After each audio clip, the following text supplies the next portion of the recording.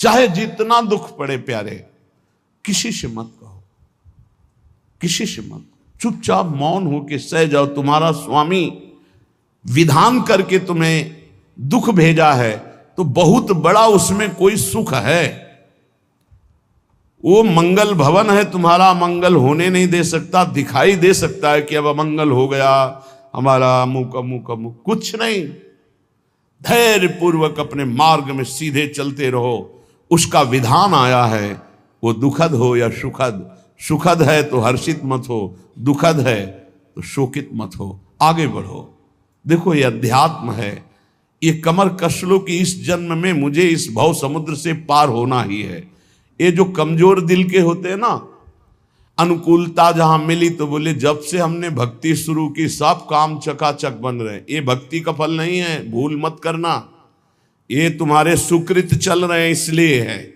और जिस दिन दुष्कृत का फल आएगा उस दिन भक्ति करते हुए भी कदम रखना मुश्किल हो जाएगा, पग पग पर तुम्हें दुख मिलेगा। ये सिद्धांत को समझ लीजिए तो कभी आप निराश नहीं होंगे, शूरवीर होकर आगे बढ़ते रहेंगे। जो हमारी भक्ति ये नई फसल है और इस फसल की जो आनंद वृत्ति है वो भगवदानंद है, ज्ञानानंद है, अखंडानंद है, प्रेमानंद है। वो ये भोगानंद नहीं है, विषयानंद नहीं कि भगवान की बड़ी कृपा जो चाहो वो भोग मिल गए।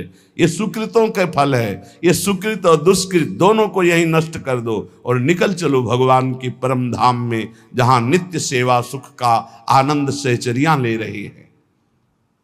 श्रीपाद कह रहे संतर्जयस ताड़यन, कोई मुझे बहुत डांटे, भर्त्सना करे और ताड़यन पिटाई भी कर दे, मुझे कुछ कभी शिकायत नहीं करनी प्रभु से।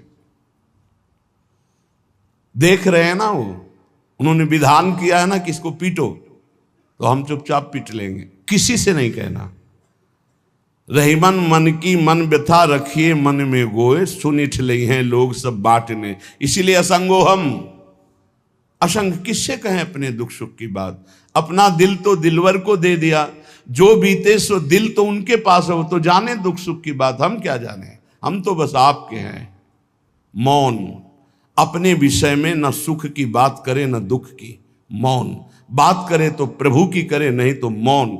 मान लीजिए अगर ये मौन आप धारण कर लेंगे तो निकल जाएंगे माया से, नहीं तो किसी की निंदा कर देंगे, किसी का ऐसा कटु वचन बोल देंगे, परुख वचन बोल देंगे, भजन छीण हो जाएगा, भजन करने की वृत्ति नष्ट हो जाएगी। सैकड़ों लोगों के प्रश्न है कि पहले भजन अच्छा होता था अब नहीं होता। उसमें दो बातें होती है, एक तो भजन की ऐसी भूख बढ़ गई है कि अब उतने भजन से नहीं और भजन होना चाहिए। ये उत्तम महापुरुषों की कृपा पात्र भक्तों की वृत्ति होती है। और एक होता है कि आपसे वैष्णव अपराध बन गया, कुसंग हो गया, इस कारण से ऐसा। अगर आपके हृदय में कोई दोष वृत्ति नहीं हो, फिर भजन में ऐसा लगता है कि मेरे से बहुत कम भजन होता है, वैसा भजन नहीं होता जैसा होना। ऐसा बड़े बड़े महापुरुषों को भी अनुभव होता है। ये कोई निंदनीय बात नहीं है, वंदनीय बात है। पर वास्तविक यदि भजन नहीं हो रहा है, वास्तविक यदि आपका रुक गया है आनंद, तो आप ढूंढ लीजिए आपका भोजन गलत है, आपका संग गलत है, आपने कोई वैष्णव निंदा की है। बस यही कारण है, यही खोज लेना, यही सुधार कर लेना। किसी से क्षमा याचना की जरूरत नहीं। अंदर देखो और आचार्य गुरु से प्रार्थना करो, सब ठीक हो जाएगा। बड़े कृपालु हैं, जिन्होंने अपराधी मुझ जैसे को घसीटा तो अब अपराध बन जाएगा तो थोड़ी छोड़ देंगे वो। विश्वास कीजिए, उन्हीं से प्रार्थना कीजिए, नाथ यदि आपको अपराध मोचन कराना है तो भेज दीजिए मुझे उसके पास, या उसको बुला दीजिए, मैं पैर पकड़ लूँ, हाथ जोड़ लूँ यदि अपराध बन गया है। और यदि आप चाहें तो आप क्षमा कर दें, आगे से सावधान रहेंगे। बड़े कृपालु हैं प्रभु, क्षमा कर देते। भजन की वृत्ति को रुकना ये सहन मत कीजिए। समय नहीं है कि आज नहीं तो कल भजन चल पड़ेगा, नहीं, तुरंत वाचिक में आ जाइए, तुरंत वाणियों का गायन कीजिए, नाम कीर्तन कीजिए, ढूंढिए अपराध क्या बना जो आंतरिक हमारा भजन रुक गया, और प्रभु से प्रार्थना करके उसको चलवाइए। वो बड़े कृपालु है, क्षमा कर देंगे। अगर आपने प्रगट में किसी का अपराध किया और वो उपस्थित हो तो जाओ, उनके चरण पकड़ो, उनसे प्रार्थना करो। भजन का रुकना सहन मत करो। बहुत कठिन है भजन करके भगवत प्राप्ति करना। वो हमारे अंदर सरलता पूर्वक भजन चल रहा है, उसको बचाओ। किसी की निंदा मत करना, किसी की अवहेलना मत करना, तुम्हारी कोई निंदा करे, तुम्हारी अवहेलना करे, सह जाना, कह रहे हैं, इसमें कह रहे हैं संतर्जय ताड़यन बंधनन। यदि वो कहीं मुझे बांध दें, मैं बंधना भी स्वीकार कर लूंगा। ऐसा भक्तों को कोई बांधता है क्या? हाँ, बांध देते हैं। तितिक्ष ब्राह्मण की कथा में पढ़िए, उसको बांध दिया। एक सखी बहुत भजनानंदी थी, उसके परिवार के लोग रोज उसे पीटते थे और उसे बांध देते थे। सखूबाई नाम उसका सखी का था। एक सखी बहुत नागरीदास जी के संग में रहकर भजन की वृत्ति उच्च कोटि की सीखी थी, भागमती बाई। उनके पति ही उनके ऊपर सैया लगाकर नवीन रानी के साथ बैठते हुए ऐसा पिटाई करते, इतना कष्ट देते, पर वो उच्च कोटि की ऐसी महान वक्ता, परम सिद्ध बरसाने के जो वास करने वाले अपने नागरीदास जी थे, हरिवंश महाप्रभु के शरणागत, उनके सत्संग से ऐसी उच्च कोटि की दशा प्राप्त हुई, उसे कोई फर्क नहीं पड़ा। उसके कष्ट देने के लिए उसके ऊपर सैया लगाते, राजा थे, और नवीन रानी के साथ उसके ऊपर बैठते, उपद्रव करते, मारते, पीटते, लेकिन वो सम रहती। संतर्जयस ताड़यन बंधनन, शांत, वो देख रहा है, बस तुमको यही सोचना, वो देख रहा है, मेरा स्वामी देख रहा है, वो देखते हुए मौन है ना, वो चाह रहा है ना, तो तेरा किया मीठा लगे, बस बात समझ लो। इतना तो बहुत बड़ी वस्तु प्राप्त होगी, बहुत बड़ी। एक मिट्टी जब कुम्हार को अर्पित हो जाती है तो पीट पीट कर एक छोटा राई भर भी दाना नहीं रहने देता, क्योंकि राई भर भी अगर दाना रहा वहीं से मटकी फूट जाएगी, राई भर भी अहंकार रहा वहीं से भक्ति रस निकल जाएगा। पीट पीट के उसको एकदम बराबर, फिर भी चैन नहीं, जल डाल के रौंदा, फिर भी चैन नहीं, हाथों से मल कर अपने अनुसार बनाया, फिर चाक पे चढ़ाया, जो चाहा आकार दिया, सूर्य के ताप में तपाया, फिर उसको दहकते हुए आवे के बीच में रख के पकाया, फिर उसमें रस रखने लायक क्षमता आ गई उस मिट्टी में। ऐसे ही हम जब संत महापुरुषों को, श्री भगवान को समर्पित होते हैं तो ये सब होगा। रस रखने लायक हृदय तभी होता है जब आवे में तपता है, इसलिए तैयार रहो। तभी नागरीदास जी ने कहा, बड़ो ही कठिन है भजन ढिग डरिबो। एक सूरवीर योद्धा की तरह जैसे उसके अंग घाव से युक्त होते हैं, वो कदम पीछे नहीं आगे ही बढ़ाता है, ऐसे भजनानंदी चाहिए। चाहे मुझे चोर कहा जाए, पतित कहा जाए, गाली दिया जाए, मुझे मारा जाए, बांध लिया जाए, तो भी मैं भगवान पर दोषारोपण नहीं करूंगा।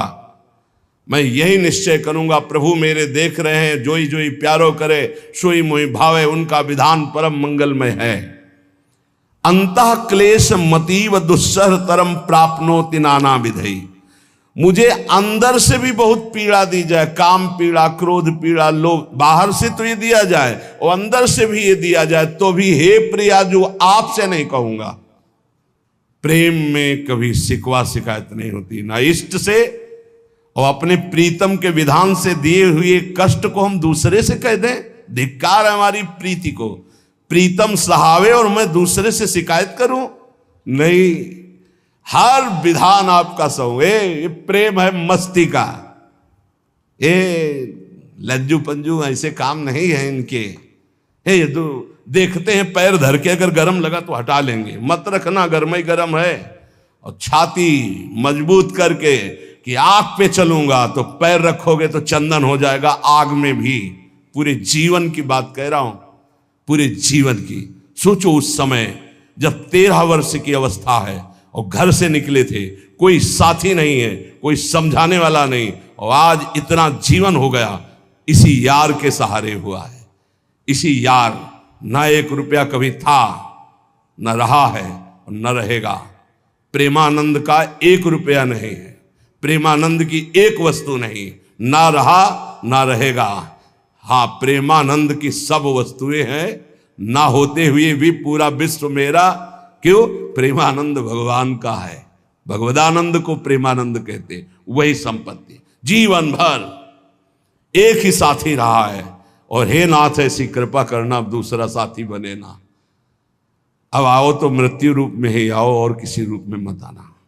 साथी हो तो आपका साथ हो, सर्वहरण करने वालों में मैं मृत्यु हूं, बस उस रूप का इंतजार है, आओ उस रूप में और समेट लो अपनी लीला। बस कभी किसी से शिकायत, कभी किसी ने कैसे हो, आनंद है। नहीं सुना है किडनी खराब है तो सुना ही होगा, कोई दुख नहीं, कोई दुख नहीं। वर्तमान दुख वर्तमान के आनंद से बहुत छोटा है, क्या दुख है, स्वामी के द्वारा दिया हो। ये आप हमारी प्रार्थना मान लीजिए, इस मार्ग में चलने पर जो दुख मिले कभी किसी से कहना नहीं तो प्रीति में कलंक लग जाएगा, वो तुम्हें प्रभु से हटा देगा। नहीं, रहीमन मन की मन व्यथा रखिए मन में गोए, सुनिठ लई है लोग सब बाट न लिए। ये भगवत मार्ग शूरवीरों का मार्ग, कभी अपनी अंतर व्यथा को किसी से मत कहो। जीवन में अगर कोई हमें कष्ट दे रहा है तो हमारा कर्म है, ना कि कोई व्यक्ति। ये बिल्कुल सिद्धांतक चर्चा समझ लो। वही व्यक्ति जो मुझे द्वेष करता, वही व्यक्ति जो मुझे कष्ट और दंड देता, वही व्यक्ति प्रणाम करके छाती से लगाकर आंसुओं की धारा से अभिषिक्त किया, तो वो व्यक्ति था या कर्म? जब कर्म भोग हो गया तो वही हृदय से लगा के अश्रुधारा से क्षमा कीजिए, बहुत ऐसा नहीं, आप तो बड़ी कृपा की। व्यक्ति कभी कष्ट नहीं देता, मेरा कर्म उसके ऊपर सवार होकर मुझे दंड देता, इसलिए मैं किससे कहूं? अपनी जबान से दांत कट जाए तो किससे कहूं? ये जो दांत, इससे जबान हमारी पीड़ा को किससे कहूं? अपने हाथ से चोट लग जाए किसको कहूं? ऐसे सब आत्मस्वरूप हैं, हमारा कर्म ही उनके ऊपर सवार होकर हमें दंड दे रहा है। इसलिए भाई, श्रीपाद का सिद्धांत जो कह रहे कि अगर भगवत प्रेम प्राप्त करना है तो मुंह बंद। 22 बाजार में कोड़े मारे गए, एक बार भी श्री कृष्ण से नहीं कहा। पूज्य भाई जी महाराज के जीवन कष्टमय है, कभी श्री कृष्ण से नहीं। बाबा नहीं सह पाए, बाबा ने श्री कृष्ण से कहा, श्री कृष्ण चंद्रजू से, ये क्या है, इतना कष्ट क्यों दे रहे हो उनके शरीर को? तो मुस्कुरा दिए, बोले मैं नहीं दे रहा हूं, ये तुम्हारे कर्म का फल भाई जी भोग रहे हैं। ऐसा? बोले हाँ। सीधे अस्पताल गए, भाई जी से कहा, ये आप हमारा प्रारब्ध क्यों भोग रहे हैं? तो कहा, आज ये कौन सा खेल रच रहे हो बाबा, क्या बात कर रहे हो? जीव का अपना कर्म भोगना होता है, किसी और का निजकृत कर्म भोग? तो उनका, आप हमको बहका नहीं सकते, हमें परम तत्व से पता चला है कि आप हमारे कर्म। तो हंस दिए भाई जी और बोले, देखो हमें कोई फर्क नहीं पड़ता, आपको फर्क पड़ जाता। आप चढ़ो, जिस साधना की चढ़ाई पर चढ़ रहे हो चढ़ो, मंगलमय श्री कृष्ण तुम्हारी यात्रा को पूर्ण करें। हम तो अस्पताल में पड़े पड़े प्रिया प्रीतम के साथ खेल रहे हैं, कोई फर्क नहीं पड़ रहा। ये बड़े महापुरुषों ने अपने कष्ट की तो बात जाने दो, दूसरों के कष्टों को लेकर भोगाए। हम जरा सा कष्ट आ जाए तो बोले हमारी अंदर श्रद्धा थी अब खत्म हो रही क्योंकि कष्ट आने लगा। उसमें भगवान का क्या दोष है? वो तो बड़े कृपालु हैं कि ऐसे पापात्मा होने पर भी मुझे महात्माओं का संग दिया, धाम का वास दे रहे, नाम जपवा रहे। अब हमारे पूर्व प्रारब्ध हमें कष्ट दे रहे हैं, इस समय भी वो हमें दुलार कर रहे हैं। जीव समझता नहीं, केवल दोषारोपण भगवान और भगवत मार्ग पर कर देता है। इसलिए उपासक को अंतः क्लेश मति व दुस्सहतरम, ये जो आप काम क्रोध से जल रहे हो ना, ये तपस्या है, इसका बहुत बड़ा लाभ मिलेगा।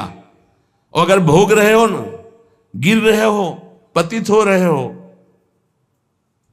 तो वो सुख नहीं, वो शांति नहीं, वो विश्राम नहीं। एक बात ध्यान रखना, इस शब्द को याद रखना। ऐसे रहने पर भी हमारे द्वारा जो भी, वो हमारे स्वामी ऐसे लेते हैं, जन अवगुण प्रभु मान न काऊ, दीन बंधु अति मृदुल स्वभाव। कल शाम के पूज्य परमहंस राम मंगल दास जी की वाणी का चिंतन हो रहा था, उसमें कह रहे हैं कि जो 30 मिनट भगवान नाम कीर्तन कर लेता, मेरी बात पर विश्वास रखना हो, उसको भगवत प्राप्ति होगी। 24 घंटे में 30 मिनट नाम कीर्तन कर लेता है और अन्य समय विस्मरण रखता है तो 30 मिनट का नाम कीर्तन उसे भगवत प्राप्ति करा देगा। तुम्हें जो पाठ प्रिय हो 30 मिनट पाठ कर लोगे, भगवत प्राप्ति हो जाए, कर लो। और बहुत पहुंचे हुए महापुरुष जिनके चरणों में अपार श्रद्धा है, आप लोग तो रात दिन लगे आपको भगवत प्राप्ति नहीं होगी। चूक हो जाएगी तो जन अवगुण प्रभु मान न काऊ, दीन बंधुवति मृदुल स्वभाव। अग्नि की ज्वाला के समीप रुई का पहाड़ कितनी देर टिकेगा, कितनी देर टिकेगा, उसके ताप में झुलस जाएगा। ये अग्नि की ज्वाला है भगवान नाम कीर्तन, भगवत यश गुणगान। तो जैसे किसी को लगे कि वो नाम जब भी करता है वो रुचि पूर्वक पाप करता है, असंभव। नाम जापक रुचि पूर्वक पाप कर ही नहीं सकता, उसका हृदय जलेगा पक्का। आप जप करके देख लीजिए, आप जप कीजिए नाम और फिर आपसे पाप जब बनेगा तो आप फिर हालत अपनी देख लीजिएगा, बार बार हृदय जलेगा, नहीं नहीं नहीं।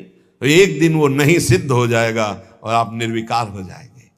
इसलिए अंतः क्लेश, अगर बुद्धि मति वो अति अंदर क्लेश आ रहा है, कभी काम आ रहा है, कभी क्रोध आ रहा है, कभी लोभ आ रहा है, कभी मोह आ रहा है, ये आता रहेगा जब तक भगवत साक्षात्कार नहीं होगा। ऐसा मत समझो कि 2-4 महीने जप करेंगे तो हम सिद्ध हो जाएंगे, ये आता रहेगा। ये बहुत भागवतिक शक्ति से संपन्न है विकार, कोई साधारण नहीं है कि तुम माला जपोगे वो नहीं आएगा, माला जपते समय ही आएगा वो। ये भागवतिक शक्ति से संपन्न, काम क्रोध लोभ मोह तब त्रिभुवन को परास्त कर रहे हैं। ये भगवान के पावर से शक्तिमान है। तुम्हारा अहंकार जब गलित हो जाएगा तो इनका आना ही बंद हो जाएगा। जब तक अहंकार रहेगा तब तक ये आते रहेंगे। तो जो तुम्हारे अंदर जलन हो रही, मत कहो किसी से, सह जाओ, यही तपस्या हो जाएगी, यही भगवान की प्राप्ति का हेतु हो जाएगा। प्रभु के लिए थोड़ा कष्ट सहकर आप आगे बढ़कर देखिए वो कितना आपको प्यार देते हैं। यही कष्ट सहना है, आंतरिक विकारों को सहना, बाहरी प्रहारों को सहना, कभी किसी से ना कहना, ये भक्तों का स्वभाव।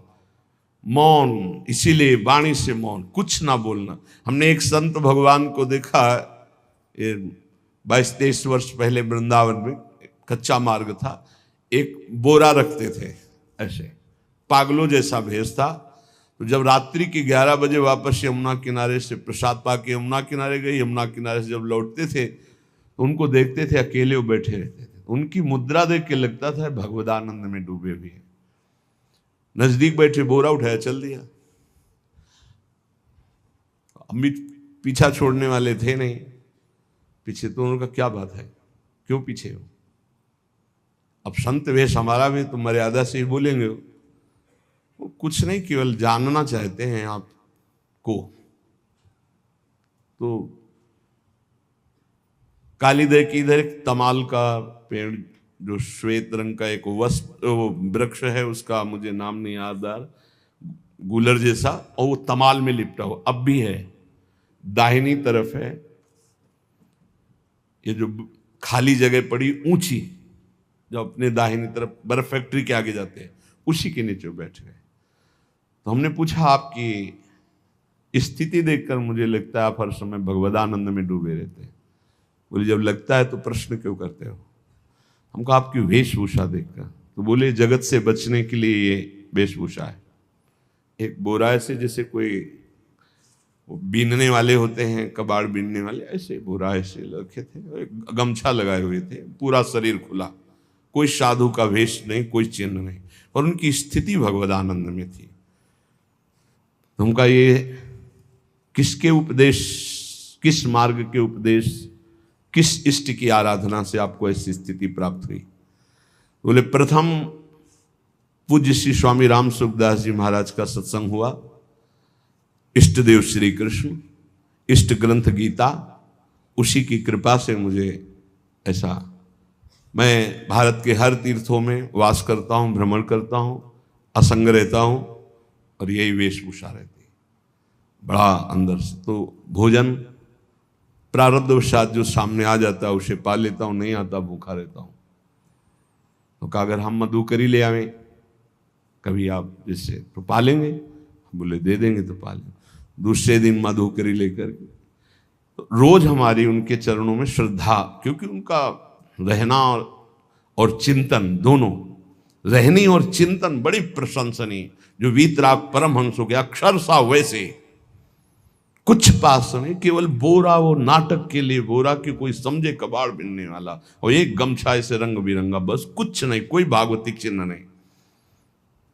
एक दिन देखा वो पड़े मक्खियां भिन भिना रही, तो नजदीक गए, क्या होगा? कहा चुप जाओ। इनका बोलिए ना। बोले वमन और शौच दोनों हो रही है, शरीर बिगड़ गया है, तो हमका औषधि के लिए हम व्यवस्था, बोले इसीलिए कह रहा हूँ आप बच जाइए। तो हमका हमें बता तो दीजिए क्यों नहीं? तो बोले आया हुआ प्रारब्ध है, इसको हंस के भोगना है। ऐसे कोने में साइड में ऐसे पेड़ के किनारे पड़े, 2-4-10 दिन जो भी व्यवस्था उनकी बनी, फिर वो हमको दर्शन नहीं मिले, अन्य तीर्थों में चले गए होंगे। ऐसा महापुरुष, क्या हम अपने शरीर को इतना प्यार करें कि भगवान से श्रद्धा हो जाए, भक्ति मार्ग में हम लड़खड़ा जाए, फिर सत्संगी किस बात का?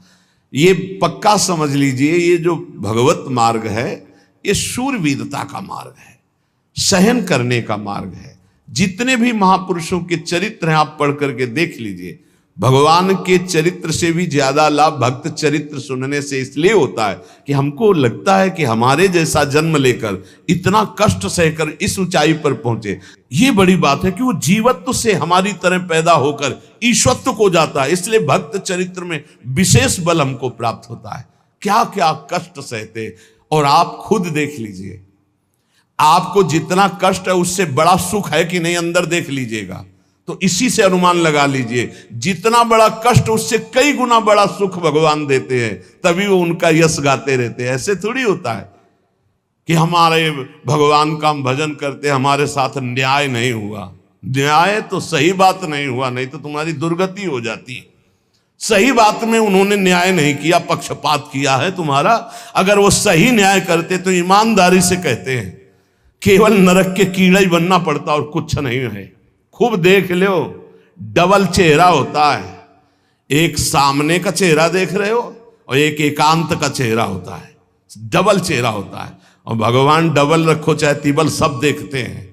सब हम बैठे हुए देख लो ईमानदारी से वृंदावन की भूमि में, एक चेहरा है जय श्री राधे, और एक चेहरा है जो राक्षस है अंदर बैठा।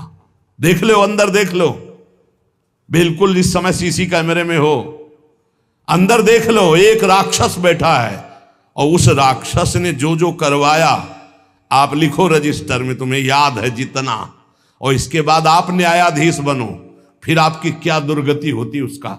इससे ऐसे होता है, हे प्रभु, तभी त्राहिमाम मचता है, तब उनकी कृपा नजर आती है कि बोले भगवान ने न्याय नहीं किया। हम कहते सच्ची बात तुम कह रहे हो प्यारे, न्याय नहीं किया इसीलिए बचे हुए हो। अगर वो न्याय कर देता, पक्षपात न लेता तुम्हारा, तब तुम्हारे होश उड़ते, चाहे जो कोई हो, अपना रजिस्टर जांच के देख लो। इसलिए कहते हैं कि सबकी जीवनी शुक्ल पक्ष की लिखी जाती है, कृष्ण पक्ष की तो केवल उसी की छाती जानती है, दूसरा नहीं। हृदय में जितने विकार, हृदय में जितना अंधकार, हृदय में जितना कूड़ा करकट, वो तो हम जानते हैं कि हमारी स्वामिनी की कृपा ने कितना निर्मल किया है। तब उनकी स्वामिनी जू मुझ जैसे अपराधी के अपराधों का विस्मरण करके आप ऐसी कृपा, तो आपको लगता है कि संतों की एक दैन्य भाषा होती है। नहीं, ईमानदारी से संत कभी झूठ नहीं बोलते। जैसे कह रहे हैं कि मौसम कौन कुटिल खलकामी, तो अंतर ये होता है कि आंख में जैसे थोड़ा पड़े तो बहुत बुरा लगता है, और पीठ में इतना बड़ा तिनका चला जाए तो कुछ समझ में नहीं आता। संतों का हृदय आंख जैसा होता है, थोड़ी सी भी गलती में हाय हाय मच जाता है, धिक्कार है तुम्हारे जीवन को, अपने को तुम क्या समझते हो और क्या है तुम्हारे अंदर विचार। और जो मलिन अंतःकरण वाला था, भारी भारी पाप करके भी उसको पश्चाताप नहीं होता। संत जनों को एक पाप की जरा सी वृत्ति की आभास स्फुरना, वो पूरा पाप नजर आने लगता है उनको, क्योंकि इतना निर्मल हृदय होता है। तो सच्ची कहते हैं कि जैसे घोड़ों की लगाम पकड़े हुए श्री कृष्ण अर्जुन की बैठे हैं, ऐसे अपने भक्तों की लगाम पकड़कर बैठ जाते हैं, तो यात्रा अध्यात्म की ऊंचाई की चलती, किसी की सामर्थ्य नहीं। इसलिए सब भक्त ऐसे तो आपको मिलेंगे। जहां सामर्थ्य की बात है वहां केवल श्री भगवान की कृपा है। इसलिए बाहर की पीड़ा और अंतर की पीड़ा, अपने प्रीतम के द्वारा दी हुई मानकर सह जाओ तो आगे प्रीतम तुम्हारा स्वागत करने के लिए खड़े, पक्का समझ लेना, पक्का। और वो देंगे ये पीड़ा। क्यों देंगे? इसी पीड़ा में पता चलता है कि तुम्हारे मन की सुई किधर जा रही है। प्रताप राय जी महाभागवत थे, बड़ा चरित्र है। उनके यहां एक व्यापार चलता था कुल परंपरा से कि आपको अगर रुपए की जरूरत है तो आप अपना स्वर्ण आभूषण या कुछ रख जाइए गिरवी और रुपया ले जाइए, और ब्याज से तो रुपया दे जाइए, अपने मूल गिरवी ले जाइए जो रख के गए हो। यही उनकी कुल परंपरा से था। तो उसी के आधार पर वो कुल परंपरागत कर्म कर रहे थे, निरंतर नाम जब भगवत आराधन में मगन। अब नाम जब भगवत आराधना और ईमानदारी से कार्य तो बड़ा सब खूब धन संपत्ति, बहुत आनंद और भक्तजनों के खूब भोजन होते, भंडारे होते। तो जो चिढ़ने वाले जलने वाले लोग हैं वो जलते थे कि करता तो ये कुछ है नहीं, खूब जय जय मच रही है चारों तरफ, इसको नष्ट किया जाए। ये किसने बीज बोया? अरे बोले दुष्ट स्वभाव ने। नहीं नहीं नहीं नहीं, भगवान ने। किनको हुस्काया? डंडे को। क्यों? अब झंडा फहराओ मेरे भक्त के यश का। उनके हृदय में जलन हुई। वहां का काजी और मिल गए 3 लोग और उन्होंने कहा कि इसको नष्ट किया जाए। बोले बस आप सहयोग दो, नष्ट तो पक्का। बोले कैसे? बोले प्लान तो सब हमारा बन गया है। अब झोली में कंकड़ भरे, और प्रताप राय जी बेटी का ब्याह है, 10,000 मुद्रा चाहिए। बोले गिरवी? बोले है स्वर्ण मुद्राएं। अब वो इतने ईमानदार विश्वास, बोले बॉक्स रखा रहता है उसी में रख दो, दस्तखत करो, 10,000 रुपये लो, ब्याज सहित दे जाना, अपना ले जाना। थोड़ी देर बाद दूसरा आया ऐसे, फिर तीसरा आया, वो तो उनका व्यापारी था।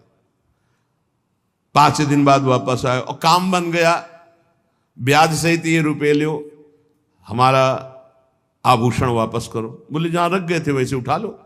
बॉक्स से उठाया ऐसे, अरे देखो कितना नाटक करता है, माला जपता है, भगत बनता है, हमारे स्वर्ण आभूषण हटाकर कंकड़ पत्थर भर दिए। अब लोग तो आश्चर्यचकित हो रहे थे कि ये भगत जी तो ऐसे है नहीं।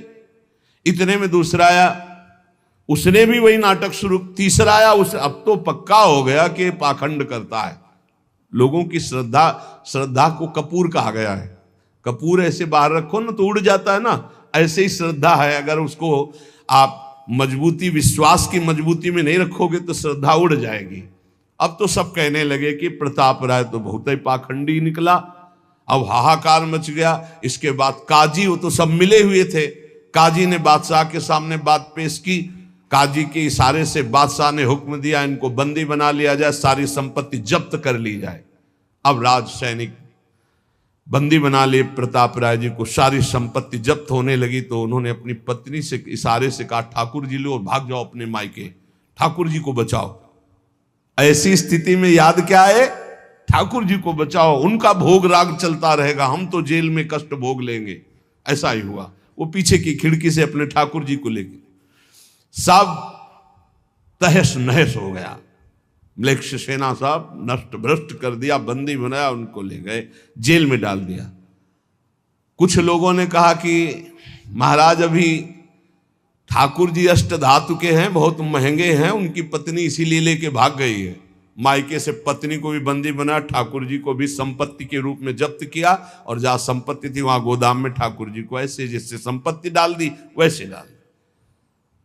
जब पत्नी नजदीक हथकड़ी बेड़ियों के सहित, और वो तब एकांत जब हुए तो उनका प्रभु आज तक मैंने कभी आपसे मांगा नहीं और कोई शिकायत नहीं की, बस एक कष्ट है इस समय कि आपको गोदाम में डाल दिया गया है। हम प्राणों से अधिक आपको प्यार करते हैं और आपको भोग नहीं लगेगा, आपकी सेवा नहीं होगी, ये हम बर्दाश्त नहीं करेंगे। प्रभु कुछ उपाय करो जिससे आपकी सेवा, अगर हमें ये पता भी चल जाएगा कि आपको भोग लग रहा है तो आजीवन हम पति पत्नी को जेल में रखो, मुझे कोई कष्ट नहीं। प्रभु ये सब कुछ हुआ, मुझे कोई कष्ट नहीं, आपको भोग नहीं लगेगा, इस बात से मैं जीवित नहीं रह पाऊंगा। भगवान देर थोड़ी लगी युगल सरकार गलवैया दिए हुए, इस स्थिति में भी तुम्हें मेरी चिंता है। तुम्हें अपने अपमान की, अपनी संपत्ति जब्त की, अपने जेल की, दुख की कोई चिंता नहीं, मेरी चिंता है। वही साक्षात्कार हुआ। अब तत्काल, अब वो तो चाबी बदलने वाले हैं ना। ज्ञानी मूढ़ न कोय, जस जय का रघुपत करे, तस ताही क्षण होए। बोले भियस महेश तब, ज्ञानी मूढ़ न कोय। उस वहां का जमींदार जो था, उसने कहा ऐसा हो ही नहीं सकता, यह सब गलत है, पाखंड रचा गया है प्रताप राय जी के प्रति। बादशाह के सामने विरोध प्रकट कर दिया, नहीं सही जानकारी जांच हो। बादशाह ने उन तीनों को बुलाया और कहा फांसी पे चढ़ा देंगे यदि सही नहीं बोलोगे। सही सही बोल दिया कि उसमें हम सोना तो रखा ही नहीं था, कंकड़ रखे थे।